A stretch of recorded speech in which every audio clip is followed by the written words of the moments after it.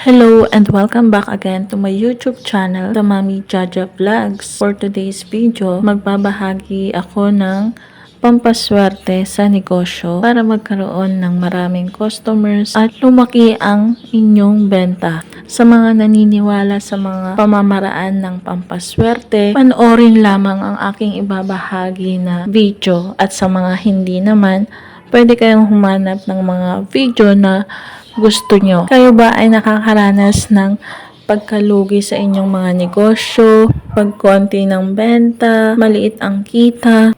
Gusto nyo na magkaroon kayo ng maraming customers at syempre magkaroon kayo ng malaking benta at malaking kita.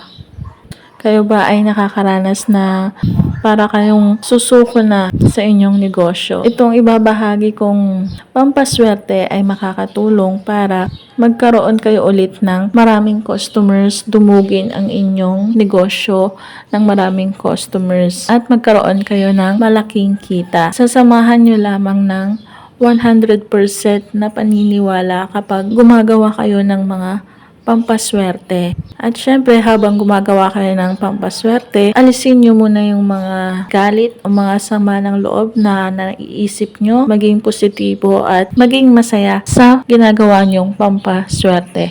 Walang masama kung inyong susubukan ang mga ginagawang pampaswerte dahil ang mga ito ay nagsisilbing mga gabay lamang. So, without further ado, ang pamamaraan ng paggawa ng pampaswerteng ito ay una, mangangailangan muna tayo ng glass, babasagin ng mga jar o mga baso, at mangangailangan din ng asin, 3 kutsarang asin, at cloves, 1 kutsarang clove. At mangangailangan din tayo dito ng 3 cinnamon stick at platito o plato. Ang gagawin ay lalagyan ng tubig ang jar, ang babasagin na baso o glass o jar, at saka ito lalagyan ng 3 kutsarang asin at 1 kutsarang cloves. Kung wala kayong cloves, pwede kayong makabili sa mga online store o sa mga supermarket dahil dun lang din naman ako bumibili, lalong-lalo na sa mga online store. Maganda na magkaroon kayo ng mga stock na ganito dahil magagamit nyo yan sa mga paggawa ng ritual at paggawa ng mga pampaswerte sa negosyo, sa pera at sa buhay at sa inyong tahanan.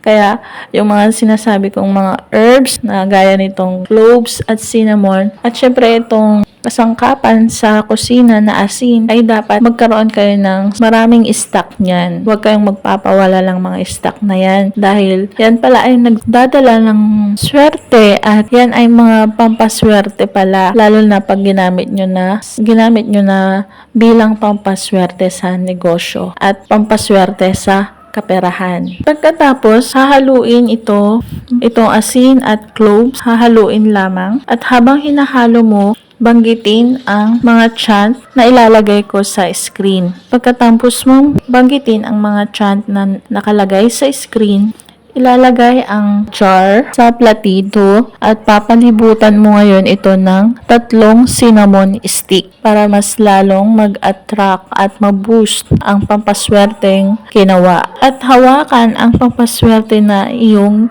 ginawa at sambitin ang chant na ilalagay ko ulit sa screen. Mahalaga na magkaroon kayo ng 100% na paniniwala at maging positibo kayo sa lahat ng ginagawa nyong pampaswerte. Subukan ang mga ganitong pamamaraan ng pampaswerte at makikita mo ang pagbabago ng iyong negosyo. Magkakaroon ka ng maraming customers at malaking benta. Palitan lamang ito pagkatapos ng 7 days. Gagawin ito kahit na anong araw at sa umaga ito dapat gagawin. Pwede din itong pampaswerte sa mga nag-o-online business. Ilagay lamang ito malapit sa inyong mga kaha o sa inyong mga laptop o kung saan kayo nagnenegosyo. Pwede din nyo itong ilagay sa altar o sa taas ng cabinet at dapat walang masyadong nakakakita. Tandaan, ang mga pampaswerteng ito ay gabay lamang. Tanging ang pagsusumikap, pagtatrabaho, sipag at tiyaga, pagdiskarte sa buhay at ang panalangin sa Poong May Kapal ang siyang makakatulong sa atin para tayo ay umunlad At syempre, gumawa kayo ng mga pampaswerte bilang gabay at magbibigay sa inyo ng more confidence sa inyong negosyo. At yun lamang po ang videong ito. Kung nagustuhan ang videong ito, mag-like at mag-subscribe na para maging updated sa mga next video na i-upload tungkol sa mga pampaswerteng bagay-bagay.